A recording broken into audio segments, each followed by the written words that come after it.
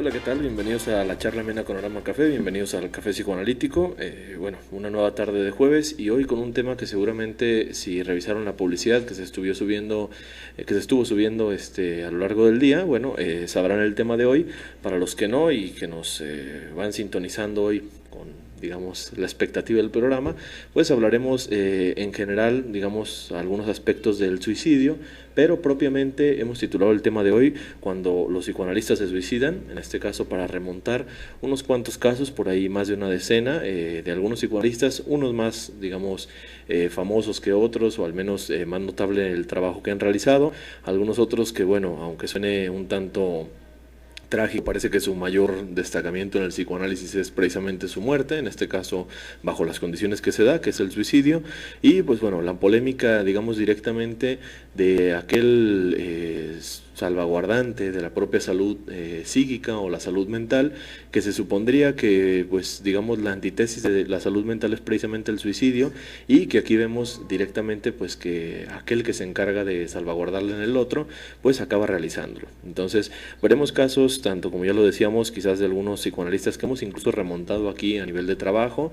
uno de los más, digamos, famosos o como tal con trabajo notable es Bettelheim, que ya lo hemos aquí tratado, con aquel psicoanálisis de los cuentos de hadas, con aquellos ciclos también que hemos hecho de programas, por allá Verasturi también, otra de las psicoanalistas que como tal va a tener también un notable trabajo, y por ahí algunos otros que también empezaremos a remontar, tanto de aquel grupo de miércoles, que en este caso se va a llevar en Viena, tanto de algunas otras agrupaciones, digamos, posteriores a esto, pero todos con este factor común. Entonces, iniciaremos por aquí una serie de programas que, bueno, quedarán pausados, al menos como lo tenemos por ahí en el cronograma, y que, bueno, el doctor ya más tarde les hablará de eso, al respecto de, bueno, el Día del Niño, que creo que es el siguiente jueves, tanto fecha cercana, o no recuerdo si por ahí exactamente, y posteriormente un programa también dedicado, digamos, a la cuestión de la maternidad, precisamente por el día del 10 de mayo.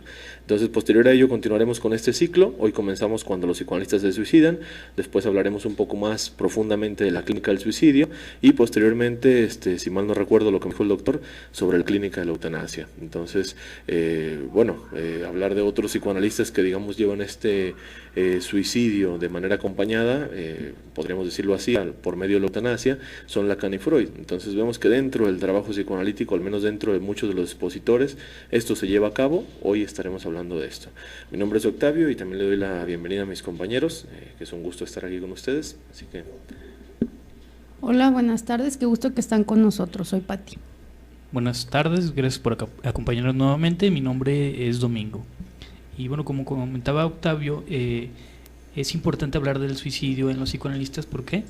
Porque a veces ya tiene una problemática previa, pero también es cierto que los primeros psicoanalistas que se suicidan todavía no tomaban muy en cuenta la transferencia.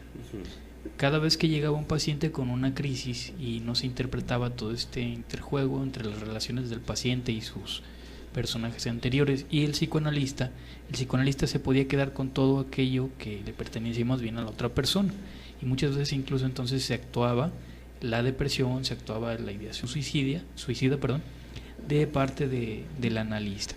El primero que se quita la vida es un psicoanalista muy famoso porque hizo estudios sobre el autismo, hizo también trabajo sobre la esquizofrenia.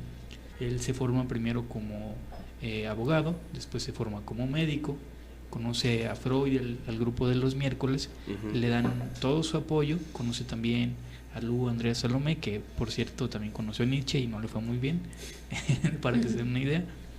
Y entonces, conforme va avanzando, tiene muchos episodios depresivos. Estamos hablando de Víctor Tausk. Este psicoanalista empieza a tener algunas crisis. Por ahí se decía que Freud no lo veía ya al final muy bien, que porque parecía que era muy bueno y que de pronto pues quería sacar más teorías que él, y que como que no le agradaba mucho. Entonces lo empieza a alejar, y dicen que eso participa en que él quiera posteriormente quitarse la vida. Su suicidio viene en 1911 precisamente. Hay que recordar que el psicoanálisis surge aproximadamente en 1900, o sea que ya habían pasado como 20 años. Para eso estaríamos hablando de que ya casi llegaba el punto de que viniera la segunda tópica. Ujú. Sí, por ahí con Víctor Taus vamos a ver, digamos, complicación dentro de la propia práctica de los colegas, que en específico va a ser con Freud. Es cierto que Víctor Taus tenía ya un historial, digamos, previo de depresión. Incluso, digamos, una vez que viene su suicidio, va a ser cuando se va a dar a conocer más su trabajo, en este caso aquel escrito que hace sobre la esquizofrenia, que va a ser, digamos, el más famoso, y sobre todo porque lo va a aplicar en algunas agrupaciones, como en este caso era desde el propio grupo militar. Víctor Taus había estado dentro de la Primera Guerra Mundial como soldado por ahí reclutado, y entonces, digamos, esto lo lleva a tener, pues, digamos, un agravamiento dentro de su propio periodicidad, donde venía esta depresión, donde venían algunos otros problemas, y donde, digamos, como muchos otros psicoanalistas, al menos en el comienzo, y bueno, digamos aún en nuestros días, muchas veces con el estudioso de la salud mental desde sus diferentes áreas, ya no solo el psicoanálisis, parece que buscan una mejora con el propio estudio, ¿no? Que muchas veces parece que aquí se confunde este principio, ¿no? Me voy a meter a estudiar, por ejemplo, psicología, psicoanálisis, medicina, etcétera, porque yo tengo tal padecimiento, y entonces mediante el estudio voy a tratar de lidiar con él. Precisamente Víctor Taus parece que hace esto, primero como abogado, digamos así se va a regir por un buen tiempo, por ahí parece que esta profesión un tanto más arraigada desde el aspecto familiar, va a tener su primera relación, por ahí que con su esposa, va a dar una familia junto con ella de 2 hijos, y posteriormente va a venir un divorcio entre esta pareja. Entonces viene toda esta problemática, después empieza la formación como médico, a la par, que ojo, aquí podríamos tomar ya esto de referente, que empieza a tener algunos padecimientos, sí, un tanto, digamos, orgánicos y demás, pero todo esto está acompañado pues a esto que ya se le empieza a considerar la propia depresión de Víctor Taus. Posteriormente a esto va a empezar a buscar, digamos, la orientación ahora psicoanalítica, y digamos con una formación que ahora, ya como abogado, posteriormente como médico, pues se le asemejaba un tanto a Freud. Freud también había sido, digamos, un tanto multidisciplinario de este aspecto, ya sabemos que comenzaba como médico primeramente, y por ahí uno de los, digamos, referentes hacia Freud es que le va a pedir que sea su analista propiamente. Él pertenecía ya a este grupo de los miércoles, Freud se va a negar rotundamente, pero curiosamente se lo va a derivar a un analista, que en este caso llevaba su propio análisis con Freud. Por ahí algunos de los autores se van a inclinar a decir que, digamos, era la manera de Freud de como tal seguir este análisis de cerca, que ojo, ahí aunque ya estaba desarrollando el psicoanálisis propiamente desde Freud, quizás estos propios pilares, no se conocía por un lado, digamos, los alcances de la transferencia, como ya lo mencionábamos hace un momento, pero tampoco se conocía o se alcanzaba a constituir por completo la cuestión más ética, ¿no? En este caso, digamos, una transferencia que también indudablemente se iba a producir entre Freud como tal su paciente, y como tal que su paciente a la vez fuera el analista de Taus. Entonces, ¿qué es lo que sucede? Ahí empieza toda esta disputa, tanto que Taus va a decir como tal que Freud va a ser el que se roba muchas de sus ideas, y como tal Freud, como siempre, muy cuidadoso como tal de las normas que va a ir siguiendo el psicoanálisis, diciendo pues que él simplemente se estaba oponiendo a lo que era el psicoanálisis, ¿no? Entonces, por ahí nos van a decir que, bueno, Víctor Taus se desahogaba con su psicoanalista, no me acuerdo si era el apellido Dauch o Dauch, no recuerdo Félix, la pronunciación. ¿Félix? Félix. Ajá. Bueno, con Félix para solucionar esto, por ahí se desahoga muchas veces, y algo prioritario dentro de su análisis, al menos por ahí nos dicen los contemporáneos, es que la queja era, digamos, de ese analista llamado Freud. Entonces, todo el tiempo, ahí vamos a ver que Freud podría haber actuado como un representante de los problemas que Taus ya tenía desde el aspecto paterno, y que ahora venía la disputa. A su vez, Freud también, con estos, digamos, entrecomillados hijos que ya había tenido, entre traiciones, entre disputas, entre robos de ideas propiamente, o incluso disputas que acababan ahora sí en el no hablarse nunca jamás, ¿no? ¿Qué es lo que sucede? Que incluso posteriormente se va a relatar una serie de cartas, creo que a Salomé en este caso, y en una de las cartas pues él va a decir que, bueno, Taus que era un chico prodigio, sí tenía mucha inteligencia y demás, pero a la vez que había dejado de ser útil hace mucho tiempo, que ya no veía ninguna aportación seria al psicoanálisis, etcétera. Entonces, por un tiempo, digamos, todas estas cartas donde Freud parece que son cartas póstumas, donde primero lo alaba alaba y después lo destruye, digamos a nivel de discurso, van a ser ocultas, ¿no? En este caso, Ana Freud dice que para no meterse en líos con los hijos de Taus, pues va a tratar de como tal guardar esta correspondencia que años más tarde, pues bueno, va a ser del conocimiento público y que viene a formar parte de la historia, al menos de la relación un tanto triangular de estos analistas, por un lado Freud, por otro lado Félix y por otro lado Félix como analista de Taus. Entonces, bueno, es parte de esto. Otros personajes tan importantes en esa historia son del círculo más cercano a Freud. Estaba, por ejemplo, Ernest Jones, que incluso escribió parte de la biografía de Freud y todo ese tipo de cosas. Más o menos también en 1918, si mal no recuerdo, es cuando Freud escribe sobre el amor de transferencia, como consecuencia de que muchos de los analistas estaban buscando pareja en sus pacientes, y ya se empezaba a ver entonces las consecuencias de actuar la transferencia, pero no se habían dado cuenta precisamente la implicación de la depresión. Y la depresión, si ya la tenía él y aparte se suma la de sus propios pacientes, pues simplemente llegó el momento en que hubo una crisis y viene entonces el suicidio. Según recuerdo, se quita la vida me parece que se cuelga y después se dispara. Se da un balazo. Entonces, para que no quedara ninguna duda ni posibilidad, como doble suicidio, ¿no?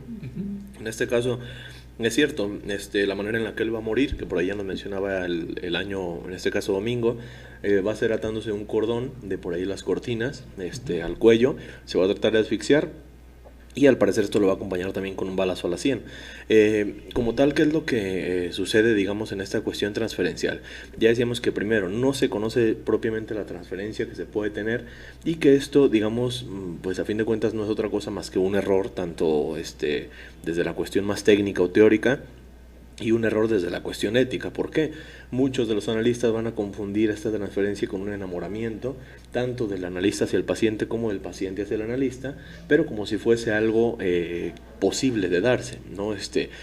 A Taus le pasa exactamente lo mismo. Él se va a enamorar de una de sus pacientes, va a embarazar a esta paciente y posteriormente se va a ver, digamos, entrecomilladamente obligado a casarse con, en este caso, su paciente, ¿no?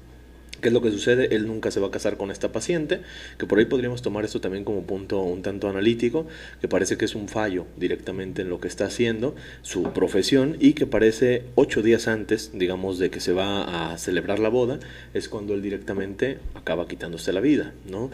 Víctor Taus, después de esto, se va a volver célebre por su obra, y que muchos, como otros profesionistas, analistas y demás, digamos, su obra va a estar muy cercana a su propia vivencia. Ya veíamos que su formación era cercana.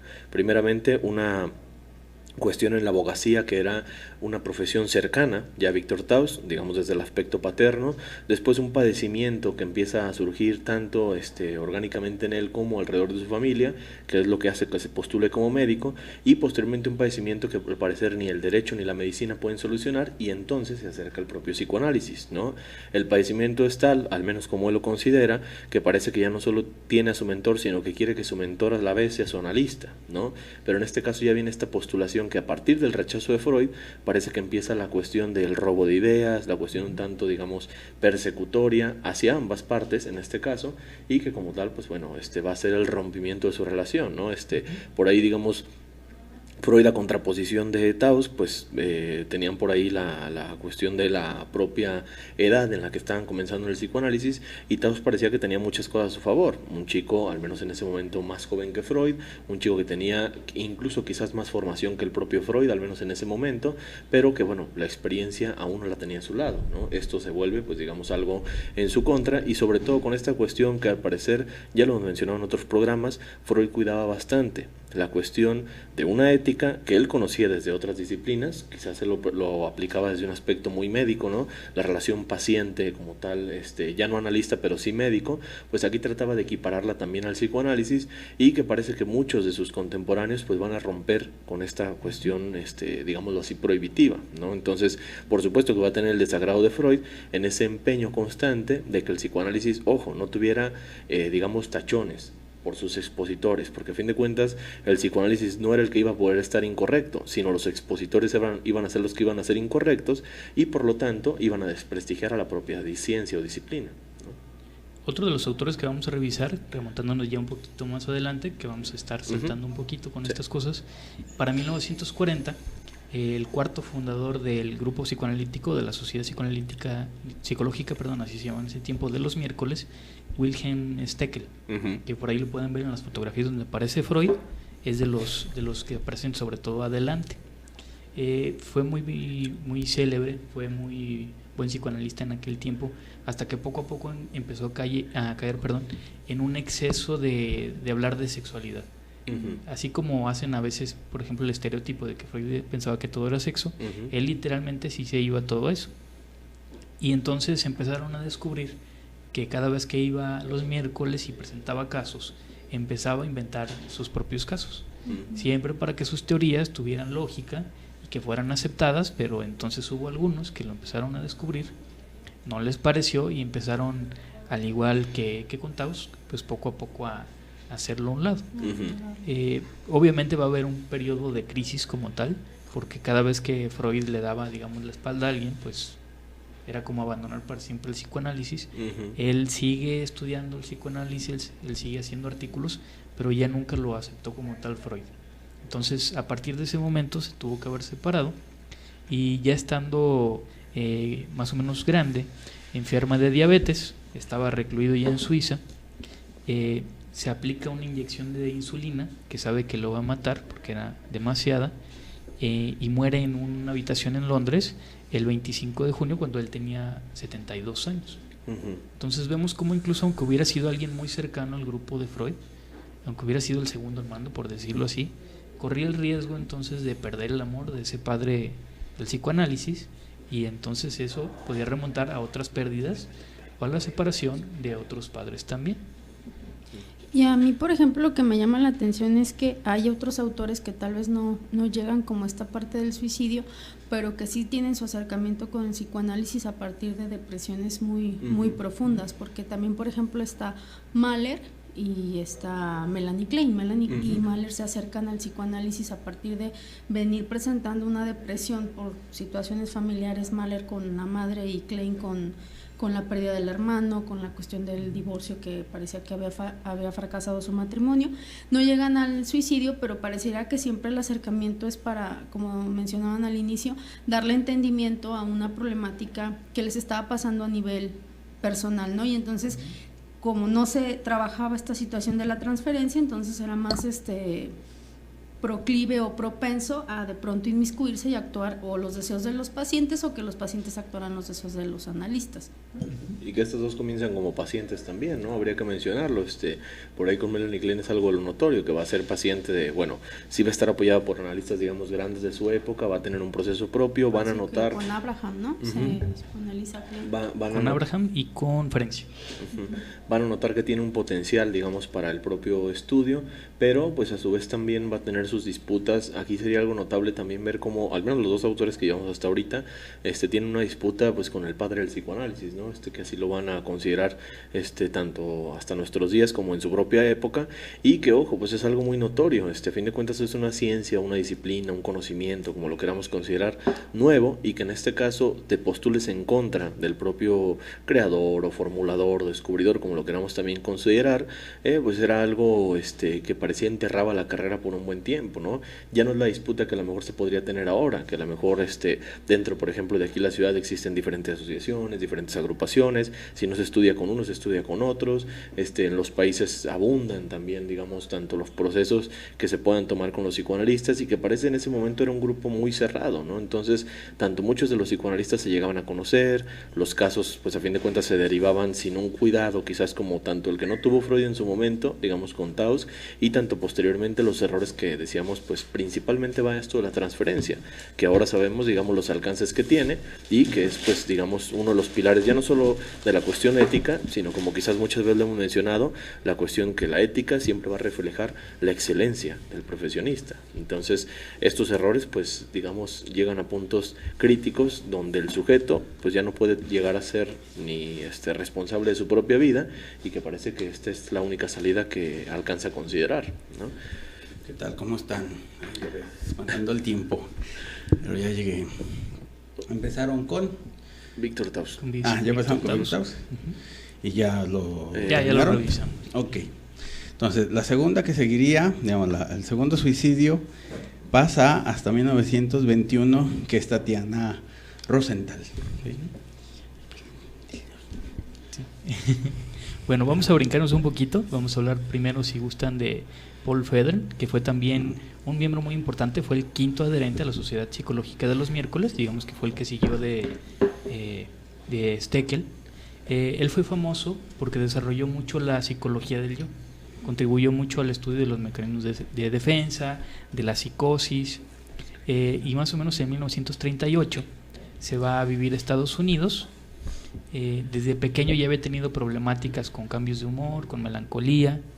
Hay un periodo donde muere su esposa y en ese mismo periodo le diagnostican un tumor maligno. Él se siente muy mal, tiene un problema en la vejiga, sabe que no va a sobrevivir, entonces siempre fue muy ordenado. Él sabía que iba a morir, empieza a planear todo, tenía una pistola guardada en un banco donde le había puesto 2 balas. La noche en que decide que se va a quitar la vida, deja una carta donde le escribe a su hijo y le dice a su hijo pues que tenga mucho cuidado. Pero cabe resaltar que su hijo era esquizofrénico y que ya no iba a haber nadie que lo cuidara porque ya no estaba su esposa. Entonces, esa misma noche atiende a todos sus pacientes. Le había dejado la carta a uno de sus amigos para que después se la entregara a su hijo, aunque el amigo todavía no sabía de qué se trataba. Se da un disparo esa noche y la noche siguiente pues amanece esa misma pistola con la otra bala. Y por ahí se decía que podría caber la hipótesis de que a lo mejor está invitando a su hijo que también se quitara la vida. Sí. Entonces vemos cómo a pesar de que toda su vida trabajó digamos en pro de los psicóticos, porque era lo que más le interesaba, pues nunca iba a poder cuidar o curar del todo a su hijo. Quizás ahí era el síntoma que se repetía una y otra vez y el que no pudo terminar de sublimar y por lo que termina quitándose su propia vida. Y aquí lo vemos de otro aspecto, ¿no? Los casos pasados por ahí, Taus, ¿y cuál otro habíamos mencionado? Steckel. Ajá, Steckel. Pues veíamos que era una problemática o un inicio, digamos, en el psicoanálisis desde tratar de solucionar algo propio, ¿no? Por ahí Patti nos mencionaba también otros analistas que si bien no llegan al suicidio, también comenzaban, tanto Mahler como Klein, con un trabajo, digamos, en pos a su propia cura, ¿no? Quizás lo llevaban con otro aspecto y también ahí la diferencia, digamos, muchas veces era la problemática, otra vez que se daba ya no solo con ella, sino con otra persona, ¿no? Melanie ya lo habían mencionado, el divorcio, toda esta cuestión de los hijos y demás, con Mahler también algo similar. Aquí parece que también el problema es con el hijo, pero ojo, curiosamente, un hijo que presenta una cuestión psicótica y que sabemos que con alguien va a estar ligado o con alguien va a tener el problema compartido, ¿no? Ya lo hemos mencionado muchas veces, la estructura no es un azar dentro de la familia, ¿no? Entonces imaginemos, un hijo psicótico por supuesto que nos habla también de un padecimiento o de la enfermedad de la propia familia. Entonces ahí curiosamente veríamos como una muerte que también trataba de terminar como en una cuestión simbiótica con la vida de ambos, ¿no? Quizás muy válida la hipótesis también que nos propone Domingo a nivel de, bueno, no solo termino con mi vida, mi padecimiento, que a fin de cuentas acaba siendo mi hijo, sino mi hijo también termina con su propia vida, ¿no? Quizás así como una invitación, que a fin de cuentas las 2 balas no se necesitaban para algo más, ¿no? Muy diferente a Taus, que parece que es como reafirmar el suicidio, ¿no? Tratar de asfixiarme y tratar de también dispararme, sino que bueno, con Taus quizás hablaríamos de otro aspecto, por qué reafirmar en este caso la muerte, o quizás lo que algunas veces podemos considerar que el suicidio, por ahí Freud lo mencionaba, acá también algunas lo hemos dicho, digamos como un asesinato pasivo o como matar a mí mismo en vez de a alguien más, ¿no? En este caso. Entonces, ¿qué es lo que pasa, digamos, con el suicidio? Siempre va a traer a alguien, digamos, presente en el propio acto. Un suicidio no es nada más, digamos, terminar con la vida del propio sujeto, sino como tal darle un mensaje al otro, ¿no? Muchas veces esta pregunta por acá, digamos, se hace en el aula y decimos, ¿dónde se producen los suicidios? Digamos, normalmente desde un aspecto público, ¿no? El sujeto que se lanza a las vías, el sujeto que se lanza de un puente, si no es que el sujeto que se corta las venas, a fin de cuentas una escena que es completamente visible, un suicidio que incluye una carta, un suicidio que incluye una despedida, etcétera, ¿no? Quizás en nuestros tiempos ya una llamada, los correos, etcétera, ¿no? Me recuerda mucho por ahí que incluso las redes sociales ya empiezan a ser utilizadas para eso. Entonces, ¿qué es lo que sucede? Siempre atañe, digamos, a un aspecto en donde la sociedad o como tal alguien más va a estar presente. ¿Por qué no el suicida, digamos, se va hipotéticamente, ¿no? A un bosque, se suicida en una cueva y nadie se entera absolutamente de su muerte. No, siempre tiene que enterarse alguien más. Y siempre va bajo esta vertiente, digamos, como muchas veces se aplica hasta a nivel de juego, tú querías si yo me muriera mañana, ¿no? O tú querías sin mí, etcétera. Entonces, atañe en este sentido a la importancia que se le da al otro, pero la importancia que también, digamos, trata de desplegar el sujeto. Quizás por eso, digamos, en la misma publicidad lo manejamos así. Parecía que era la manera de algunos de culminar su obra, o incluso, por ahí con el doc lo platicaba el día anterior, a nivel de, pareciera que, bueno, no tengo algo destacable todavía en la obra psicoanalítica, pues la manera de inmortalizar incluso es esta, ¿no?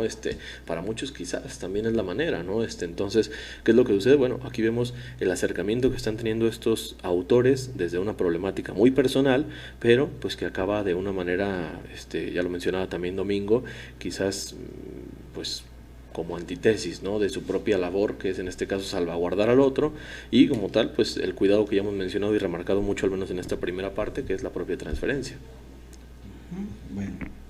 Bueno, no sé si lo dijeron al principio, digamos, el que se vea este tema del suicidio de los psicoanalistas es, bueno, para ver que a fin de cuentas es un trabajo como cualquier otro, digamos, no quiere decir de que estudiar psicoanálisis o dedicarse a eso ya uno está exento de lo cotidiano de las otras profesiones, ¿no? A fin de cuentas está presente, hay un deseo de muerte ahí que se presenta, que obvio hay una causa, digamos, hay que saber ahí la causa como tal, y no por, digamos, ver pacientes y incitarlos a la vida o a la pulsión de vida, no quiere decir que el propio analista tenga sus propios conflictos y pues también en cierto momento no los pueda resolver, ¿no? Uh-huh. Entonces, esta parte, digamos, también se ha dado, obvio son los menos, son 12, digamos así, de los más famosos, y todos los demás que sí han sobrevivido y han resuelto sus problemas, pues ahí están también como ejemplo, ¿no? Uh-huh. Digamos, no es... Pero llama la atención, digamos, que uno se dedica a esto, a aumentar la pulsión de vida y que pues haya unos que actúen la pulsión de muerte, ¿no? Uh-huh. La siguiente, que es Tatiana Rosenthal, es una psicoanalista rusa, digamos, de la generación de Sabina Spielrein, que descubre Sabina Spielrein la pulsión de muerte. Ella desde 1911 había participado en las reuniones de la Sociedad Psicológica de los miércoles. Después de que ya se gradúa, pues digamos, se dedica a la educación y el psicoanálisis de niños, y digamos, al final ella se suicida cuando tiene 36 años, y se dice pues de que siempre fue frágil a nivel del yo, un yo débil, con todo y todo, y pues siempre fue frágil e inquieta. Entonces ella sería, digamos, la primera mujer psicoanalista que se suicida, ¿no? Uh-huh. El siguiente de ellos es Herbert Silverer. Ahorita les digo dónde está. Acá está. Que él se suicida a los 41 años. Él venía de una burguesía católica vienesa, era deportista, fue fundador de la aeronáutica austrohúngara, pues digamos, daba era el primero que llevaba los globos aerostáticos a su país. Entonces, digamos, desde él inicia. Él era aficionado, aparte de la ecología, a la filosofía y al final al psicoanálisis. Se interesó, digamos, su parte como oscura, entre comillas, sería de que se dedicó a la magia y a la alquimia. Uh-huh. Bueno, a estudiarlo, pues. Pero siempre fue, digamos, desde la infancia tuvo una gran soledad y una depresión suicida, digamos, no era la primera vez que pensaba en la muerte, sino desde la niñez es que empezó con estos intentos suicidas, ¿no? Dice, después de que Steckel se apartara, Silverer continuó viéndolo, mientras que sus relaciones con Freud y el grupo vienés se volvían conflictivas, pues. También Steckel, como dijeron, se iba a suicidar, ¿no? Herbert se suicida colgándose de una ventana en una habitación cerrada con llave, y la esposa no llegó para salvarlo. Entonces él tenía la esperanza de que la esposa llegara, lo salvara y ya se hiciera la víctima y todo lo que ustedes quieran.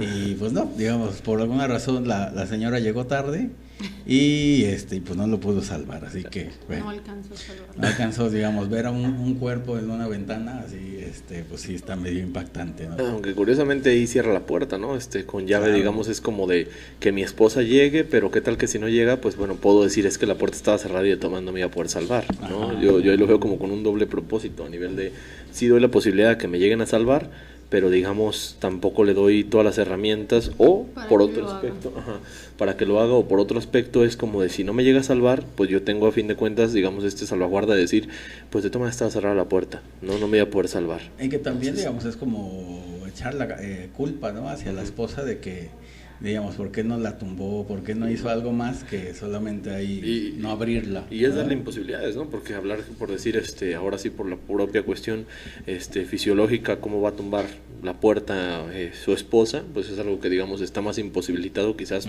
que para otra persona, ¿no? O para el género opuesto. Entonces, pues digamos, sí, quizás ahí depositando esta culpa y como decimos, bueno, se vuelve a ver esta cuestión del suicidio que siempre atañe un mensaje donde está presente el otro, ¿no? Aquí, curiosamente, hacia la esposa, curiosamente hacia, digamos, esperar que lo salve, esperar que haga algo, ¿no? Entonces, ¿por qué darle esta responsabilidad? Por algo tenía la esposa ahí que... El siguiente psicoanalista, digamos, que se suicida es en 1927, es Vittorio Venusi, digamos, de los pocos italianos psicoanalistas que hay famosos, uno de los famosos es el que se suicida, ¿no? Pero bueno, él es catedrático de psicología en la Universidad de Padua, es un poeta, es uno de los que llevaron el psicoanálisis a Italia, pues, y digamos que sí ahí abrió las puertas.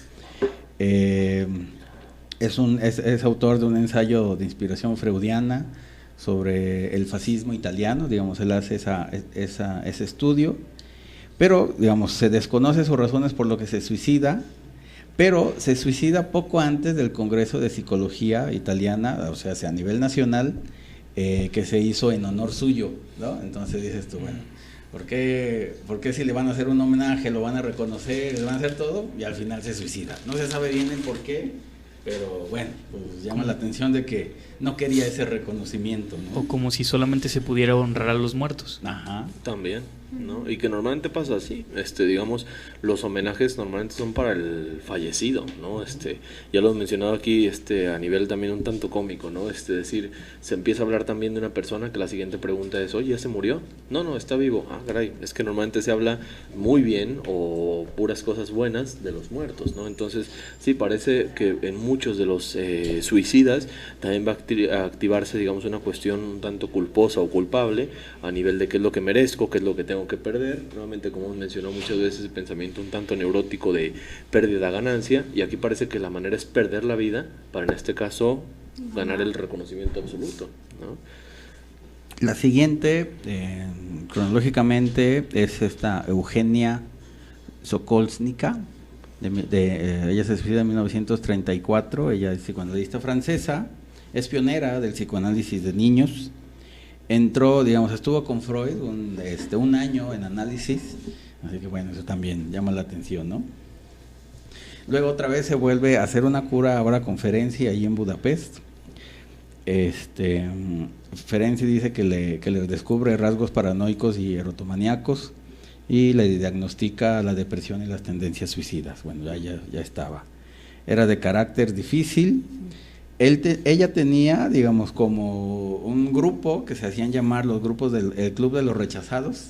Entonces, bueno, para que bonito vean nombre. Así que bueno, ahí estaba presente. ¿Así se hacen llamar directamente? Así ya, directo. Yo soy del Club de los Rechazados. Así que vean luego por qué pasan las cosas. Digamos, después de que sale de la sociedad francesa, le disminuye la clientela, pues ya no tiene tantos pacientes como tenía antes. Abre la llave del gas de su casa y que le había prestado un psicoanalista que era Eduard Pichon, y bueno, abriendo la llave del gas, muy así de película, se muere, ¿no? Entonces, bueno, ahí queda esa la señorita Eugenia Sokolsnika. ¿Ya? No, pero pues no hay. ¿No tenemos música? Al cabo. ¿No tenemos música? ¿Tienes música o...? Ah, no sé. Sí, ay, pues ya casi se acaba, para terminar la lista. Si alguien quería la pausa, ya casi llegamos al Siempre final. no. Bueno, por aquí dale la bienvenida, Ale. Hola, buenas noches. Espero que estén disfrutando del programa del día de hoy. ¿El siguiente es que ya dijeron o no le han dicho? Ya, que ya, ok. Entonces sigue Sofía Mortensen. Ella, por cierto, también fue psicoanalista, de niños. Fue Ajá, también ya de los llevamos pioneros. 3, ¿no? Ya llevan 3 mujeres, 3 de ¿Qué niños. Bueno, en el siglo pasado, ahorita Ya no se usa. Ya no se usa. Bueno, fue mérito de Klein y Dolto que salieran adelante, ¿no? Ya mínimo. Ahí tienen una buena... Buen referente. Ahí está, no sé que hoy el programa precisamente va de eso, ¿no? Ya les decía por ahí la cronología de los siguientes programas, les abordaba en un principio. Bueno, hoy estamos hablando, digamos, de cuando los psicoanalistas se suicidan, hablando un poquito del trabajo de cada uno de estos, algunos quizás menos notorios o quizás menos escuchados por algunos de los que también nos estén sintonizando hoy, pero que bueno, a fin de cuentas es bueno saber, digamos, desde el aspecto, al menos quizás hoy la enseñanza de este fallo, tanto desde la cuestión ética, tanto desde la cuestión transferencial, y que ojo, como ya decía el doc también, pues no exenta al profesional de la salud mental de un final pues un tanto trágico, ¿no? Entonces, o bueno, un mucho trágico. Entonces, ¿qué es lo que sucede? Bueno, mucho de esto quizás va a estar ahora sí corregido por otro tipo de analistas, corregido por ahora sí muchos que van a pasar a ser grandes, ahora sí por su obra, no nada más por la cuestión trágica, y que como tal, bueno, también hay que ver qué tanto trabajo tenía el psicoanálisis para el suicidio o del suicidio en aquel momento, ¿no? Que digamos en un principio la postulación no iba directamente hacia ello y que posteriormente ya se empieza a incluir, ¿no? Ya les mencionamos, por ejemplo, con Taux la correspondencia que va a existir y que incluso por mucho tiempo, digamos, el suicidio parece que queda como un tema un tanto tabú para el psicoanálisis hasta que posteriormente ya se empieza a llevar un trabajo un tanto más profundo. Entonces eso es parte también de lo que hay que conocer hoy.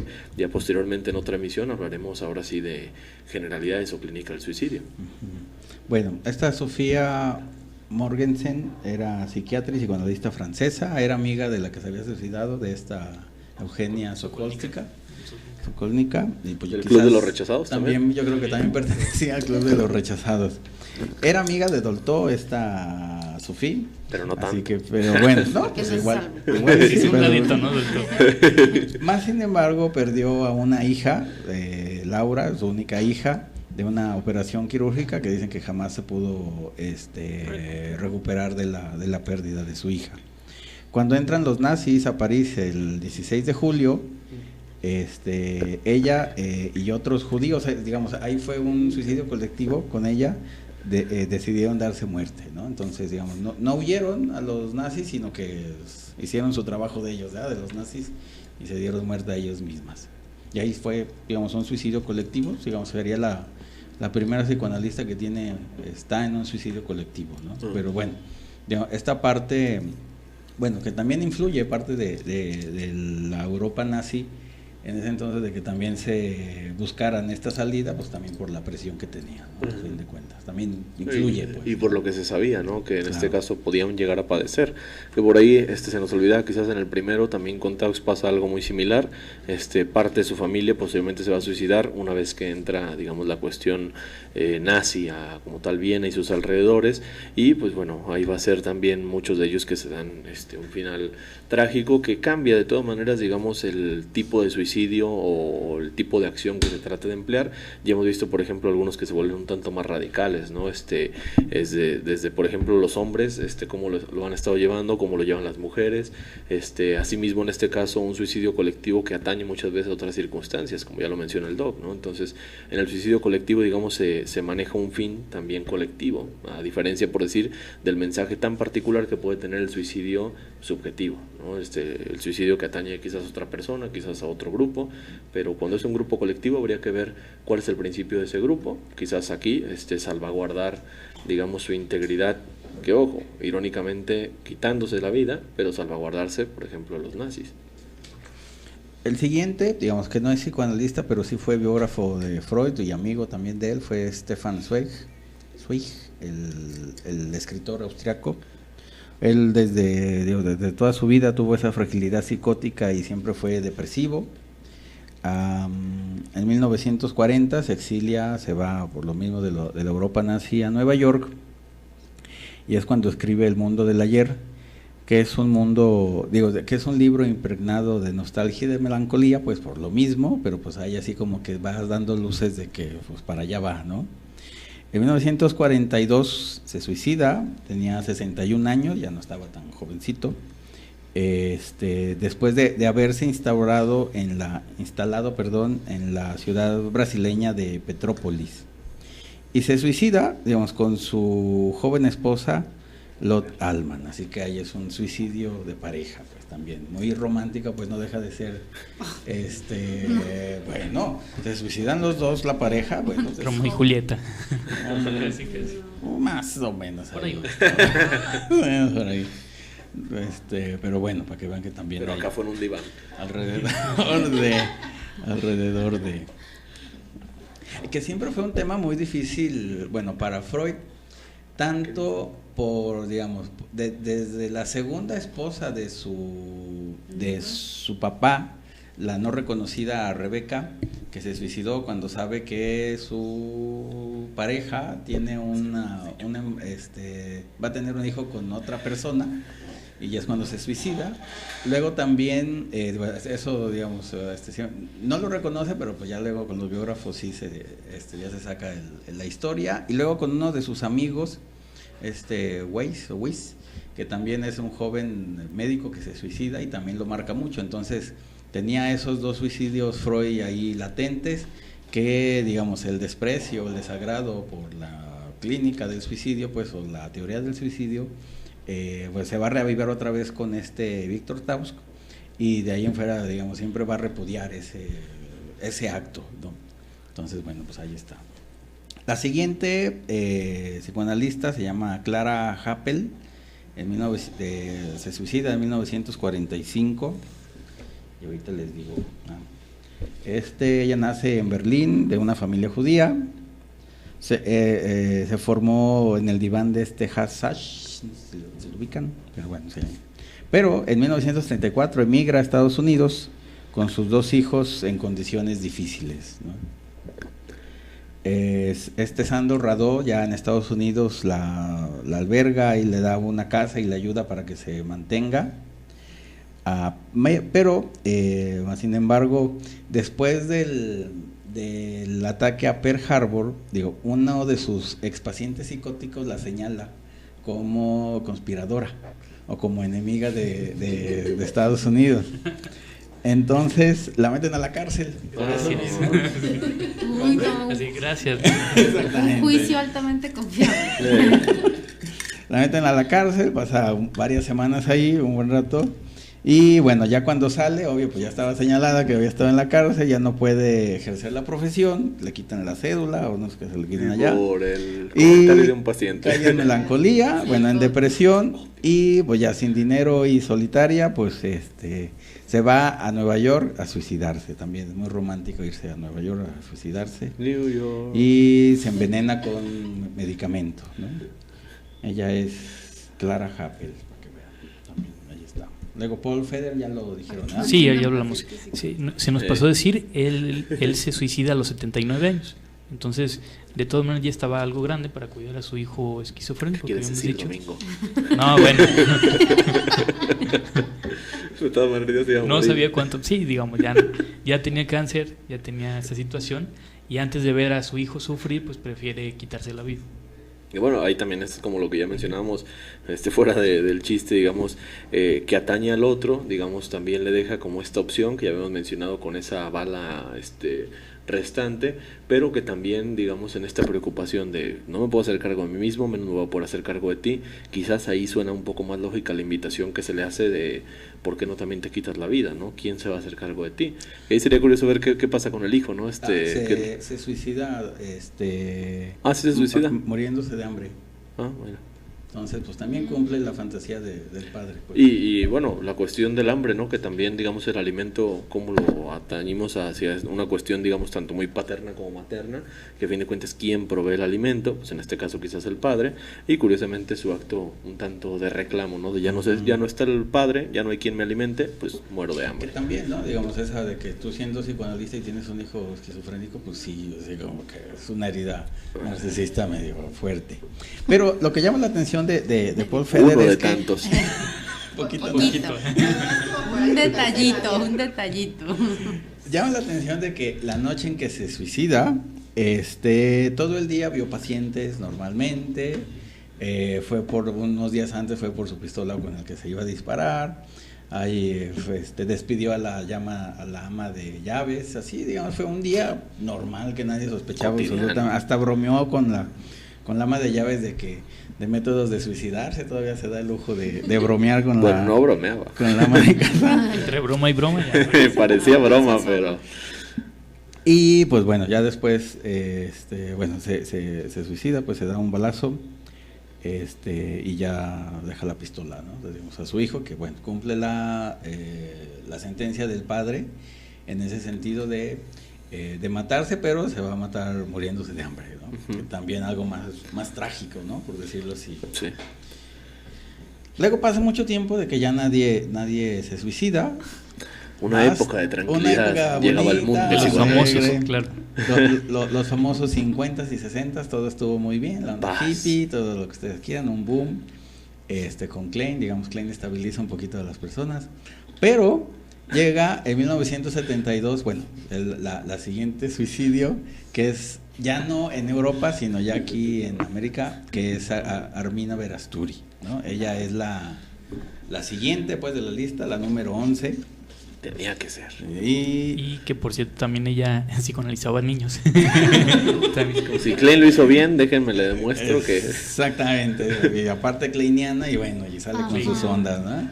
Algo muy importante también de ella es que estaba casada con Enrique Pichón Rivière, quien toda su vida fue melancólico, pero como que de alguna manera sí logró sublimar, o se lo pasaba a sus pacientes. O a su esposa. A su esposa. es que los dos eran melancólicos, digamos. También esta Verasturi era melancólica, venía de una familia melancólica, su hermano era esquizofrénico, así que bueno, era una familia así medio especial. Episodios de depresión el hermano. Ajá, también junto con pegado con la... Si no era episodio psicótico, era episodio depresivo. Ajá. Y bueno, ahí andaba. También, digamos, de la generación importante de Argentina y más del psicoanálisis de niños y de adolescentes, pues que tiene muchos de sus libros, pues son muy altamente recomendables, son de los mejores, ¿no? Ella, después de que le detectan una enfermedad en la piel que le desfigura o le empieza a desfigurar la cara, no aguanta esa herida narcisista y pues decide suicidarse, también tomando medicamento, digamos, en su copa favorita, dicen, en su copa favorita de alcohol, donde tomaba ella, ahí lo combina con pastillas y el alcohol se lo toma y ya no vuelve a despertar.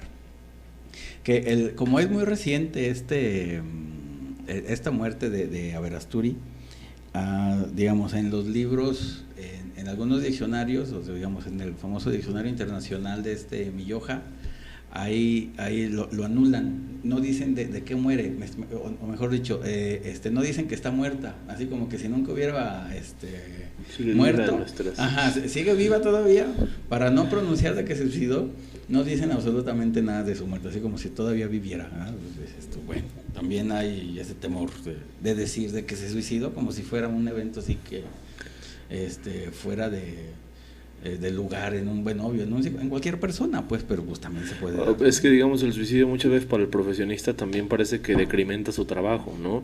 Sobre todo, otra vez, si hablamos de que es alguien que salvaguarda la salud mental y de repente se suicida, cae en ese cliché de decir, los psiquiatras, los psicoanalistas, los psicólogos están más locos que los pacientes, ¿no? Que incluso por ahí es el título que muchas veces se le dan a varios artículos que andan por ahí en la web, y que en este caso ¿ves? Tenía razón, ojo, es cierto, por decir, en todas las profesiones va a haber suicidios, en todas las profesiones va a haber, digamos, una cuestión trágica. Aquí mencionamos 12 casos, ¿no? A fin de cuentas, de todos los psicoanalistas que existen, algunos más relevantes que otros, pero bueno, digamos, ya vemos las particularidades en cada uno de ellos, que sí hay que diferenciar, digamos, la obra que llegan a realizar, en este caso es propia de un elogio quizás, incluso, entonces, pues bueno, hay que revisar el trabajo de cada uno de ellos, aunque hay trabajo que sí se ve influenciado por las propias vivencias, ¿no? Entonces...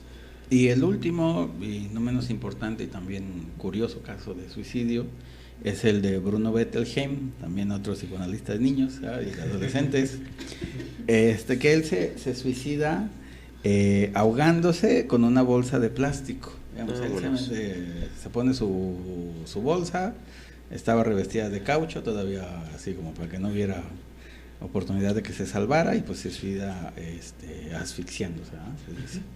Entonces, él veía principalmente niños autistas, incluso fue el director de una institución cerca de 30 años, de la escuela ontogénica de Chicago.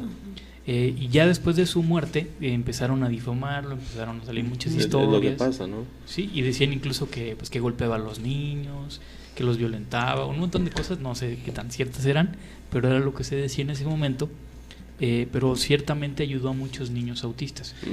Y que él, digamos, decide suicidarse porque empieza a tener, bueno, ya se suicida ya grande, ¿no? Ya ahorita ya se relija.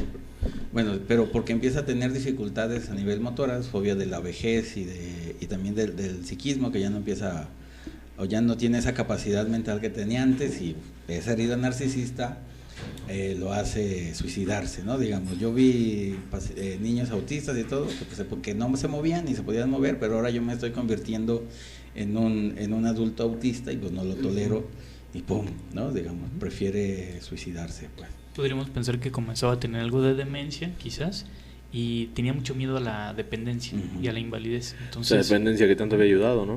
También. A quitarla. A mí me gustaría simplemente hacer como paréntesis lo que se repite aquí, de lo trágico que muchas veces puede llevar la muerte de sí mismo, digamos, una diferencia entre hombre y mujer, ¿no? En este caso las mujeres parece que lo hacen de una manera hasta un tanto más delicada, mientras que los hombres llegan a hacer algo muy radical, ¿no? Si lo viéramos en algún momento desde la parte criminal delictiva, también pasa algo muy similar. El crimen de un hombre al crimen de una mujer normalmente tiene su diferenciación precisamente en esta crudeza, ¿no? En esta cuestión un tanto más primitiva, que aquí lo vemos, por decir, muy diferente, asfixiarme con una bolsa de caucho a quizás la que utiliza el gas, ¿no? O muy diferente el que se cuelga en una habitación, etcétera, o aquel que se da el balazo, etcétera. Entonces parece que ahí utiliza su copa. La que utiliza la copa, ¿no? Exactamente. Es que incluso, por decir, los asesinatos muchas veces alrededor de las mujeres son, digamos, de esta cuestión, el envenenamiento es algo clásico, por ejemplo, diferente del hombre, que a lo mejor va a ser algo completamente más crudo, ¿no? Sí, totalmente. Bueno, ya nos vamos, despídanse, por favor. Que tengan una excelente noche, hasta la próxima. Que pasen buena noche. No se suiciden. muchas gracias, hasta la próxima. Ay, Octavio, te van a hacer caso. Ay, ya no me voy a suicidar porque Octavio los dijo. Ya se iban a aventar. No, es que el siguiente programa está interesante, entonces esperen Okay, al siguiente jueves y luego al siguiente. Y ya luego se al siguiente. suicidan, No. Por ahí déjenlo ahí. Cuando ya no haya café, quizás. Bueno, que pasen muy buena tarde.